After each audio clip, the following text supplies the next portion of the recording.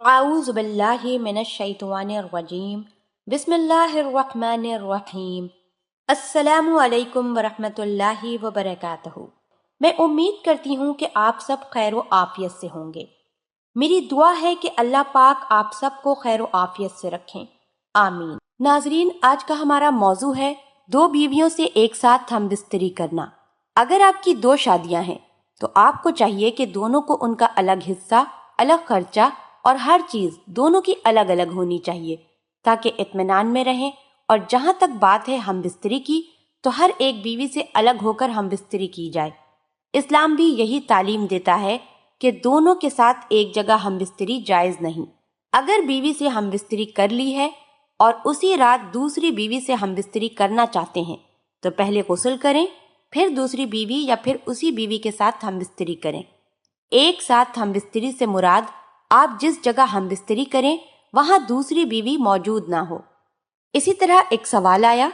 سوال یہ ہے کہ ہمارے خاندان میں ایک شخص نے اپنی بیوی کی بہن یعنی سالی کی بیٹی سے دوسری شادی کر لی ہے، جبکہ اس شخص کی پہلی بیوی حیات ہے یعنی زندہ ہے۔ ابھی کچھ لوگ ایسا کرنا جائز اور کچھ لوگ ناجائز خیال کرتے ہیں۔ آپ شرعی لحاظ سے ایسا کرنے کو جائز یا ناجائز کا فیصلہ دے کر ہمیں شکریہ کا موقع دیں تاکہ ہم اس شک و شبہ سے نجات حاصل کر سکیں۔ چلتے ہیں اس سوال کے جواب کی جانب۔ اس سوال کا جواب یہ ہے، بیوی کی موجودگی میں اس کی بھانجی کے ساتھ نکاح نہیں ہو سکتا۔ بیوی کو طلاق دے دی ہو اور اس کی عدت بھی گزر گئی ہو یا بیوی کا انتقال ہو گیا ہو تو اس کی بھانجی سے نکاح ہو سکتا ہے۔